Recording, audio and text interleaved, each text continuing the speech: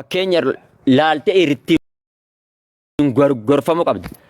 Hoggaa dubbatu Rasuulli Rabbi sallallahu alaihi wasallam unduru gara nama isin gadi ilaala malee qabeenya keessatti gara nama isin olii hin lallaalina. Qabeenya keessattii fi bareedina keessatti gara nama isin olii hin lallaalina.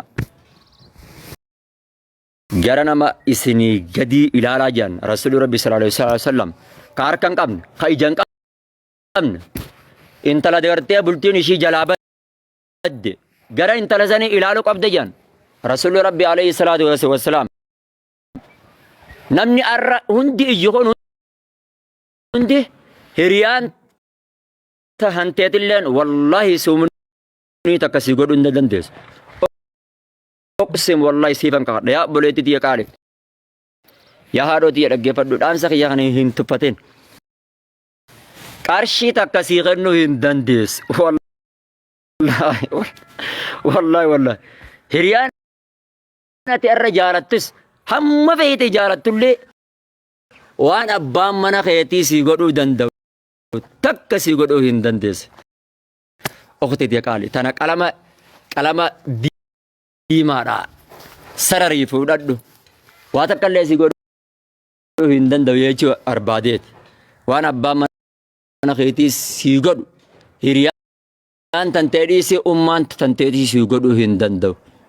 Obboleetti qaale shamarran keenyaafin miidiyaa kun akka malee nama sodaachisaa jiru irraa kan ka'e akkana ta'e yoo siin jee tole marabbaa maslahaa inni siin jehu tana ilaaltee fudhatu qabdi. Tole marabbaa siin jettee jechuudha. Okay? Kuni kana. Lammaffaa ammas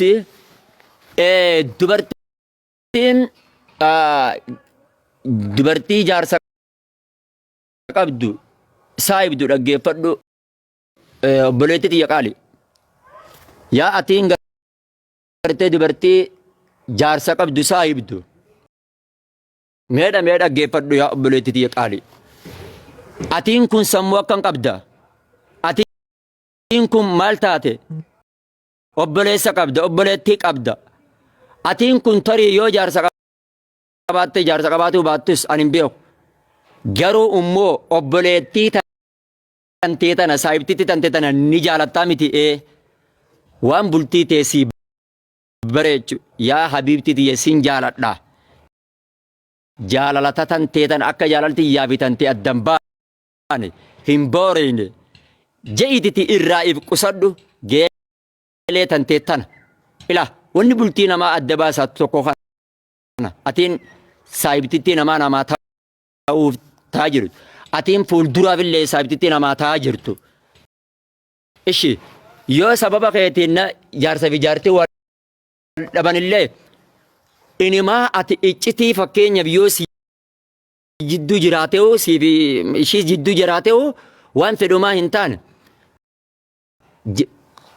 mee bultii abbaa mana keetii kana jabeeffadhu mattaan abbaa mana keetii kana hammam illee yoo taate jabeeffadhu yaa haadhoo tiyya qaale bultii yeroo ammaa tanaawu hin zamaan yeroo ammaa tana keessatti dhiira aarsaa qaalii sii kafale kana jabeeffatu qabda jetteeni dhaamsa dhaamuuf. Abbaa mana ishiidhaas geelee tiyya tanatti ni dallanaayii je'ititi yaadi.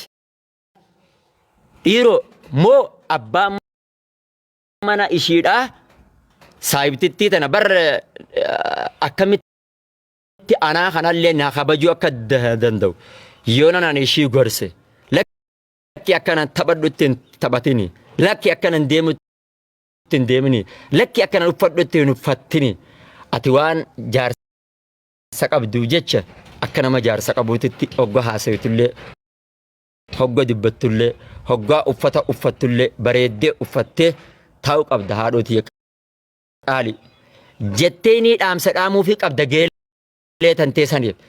Hayyemee dhaamsa kiyya kun jechi kiyya kun dhugamoo dhugaa miti dhiirri keenyas jala jeherertan shamarran keenya as jala jirtan dhageeffadha. Jechi kiyya kun dhugaa miti. Dhugaa. Eewwa. Dhugaa. Hayya ishee. Fakkeenyaaf abbaan mana ofiidhaa yoo haati mana ofiidhaa guyyuu viidiyoo waa waraabaa oolte hin jaalatu. Akka waan dhiirtii illalaaltii midire dhiirtii ballalaaltee qalbii cabxi mee dhiirtii teenya teessanumaafuu mee antiyyaa osoo hin taane mee teessanumaafuu dubbiin tiyyatu yoo dhugaa taate dhaggeeffadha. Akka yoo waraabde bakka innummaan qalbiin isaatu hin feetu. Wallaa hin feetu. Kanaaf jecha maal godhuu qabdiree irraa if gabaabsuu qabdi. Irraa if xiqqeessuu qabdi. Irraa wanta godhuu qabdi. Dhageessee irraa gabaabbattee waan inni jeen dhaga'uu qofa. Kun kana jechuudha. Lammaffaadha. Gama dhiyeenyaatitti achiin dabraa. Dhiira teenya tana wanni laabtuun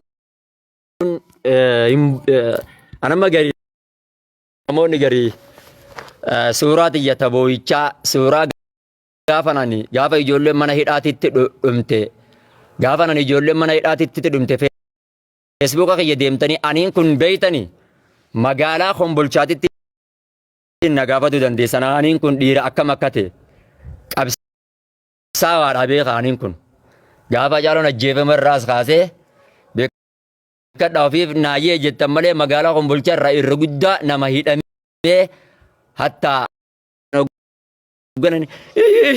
gaafan jedhe akka waan boo'ichee isinitti fakkaataami akkasii miti abbaa kiyya. Keruu immoo dhiira wanni laayyoon hin boochiftu.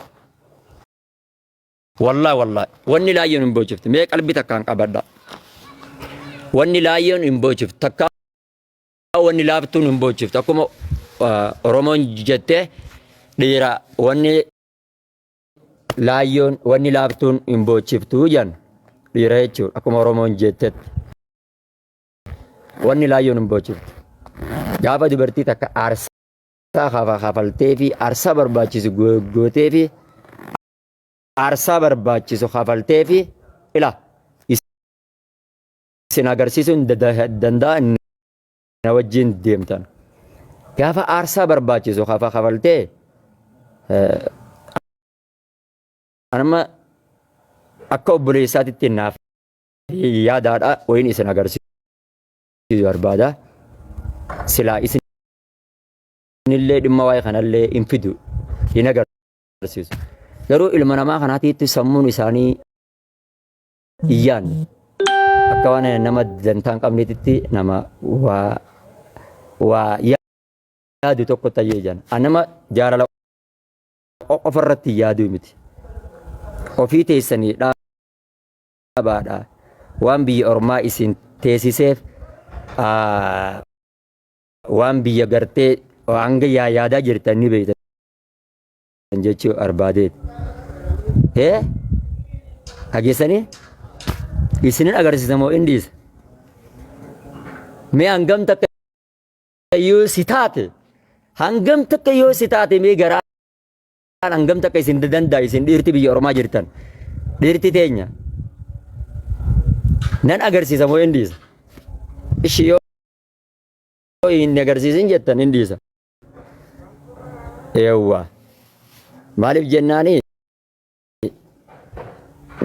laa ani waan hamtu osoo hin ta'in sammuun tiyya tana hangam akka itti yaadaa jiriirtuun baana malee waan hamtuudhaa miti wallaahi waan dhimma jaarsa fi jaartillee miti wallaahi kanan isin agarsiisa jiru abshira malee hamtuudhaa miti.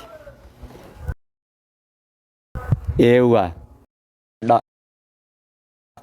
shamarran keenya adaraa yaa shamarran bultii ijaarrattu shamarree bultii ijaarratte ta bultii beeytu ta jaarsa gootu ta qaalii jaarsaa gootu ishii san saahibi yoo saahibdelle wallaahi abbaan manaatu sitti naaru sitti hin muufatu.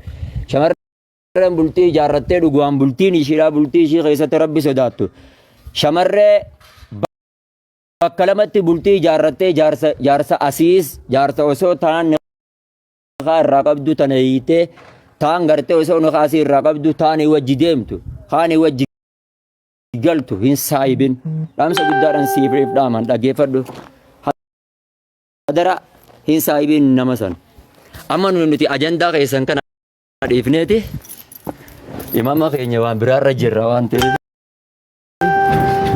akkas inshallah sumarrattan isin irraa dhaabaa ajandaa dhaaba amma ajandaa dhaaba namni imama kanarra jiru Muhammad Bayaan amma imama kanarra jiru isinii wajji ajandaa godhuu hin namni imama kanarra jiru yoom isinii wajji ajandaa godhuu qabaa miti itti fufa akkas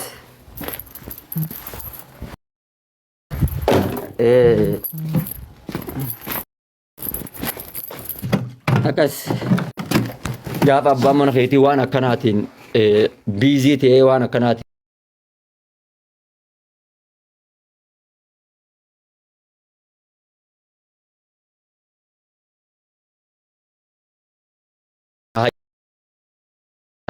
gaafa akkanatti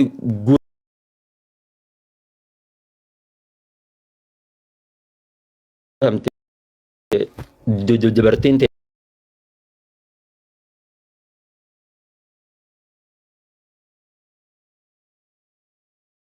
takka akkatti tolu hin beektan jechuudha. Akka ishee isumaan sanitti dariitii akkana kana baasuun qabudha.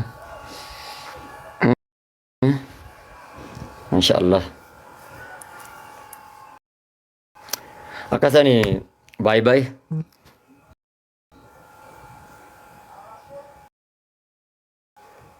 Nagaa keessa nu tura. Inshaallah rabbiin isin haa milkeessu. Amma hin jiru sagaleen kiyya hin jiru.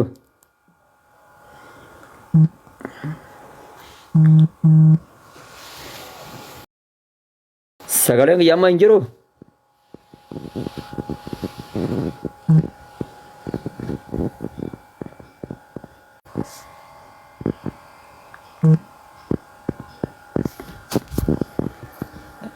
Ni jira mau jiru.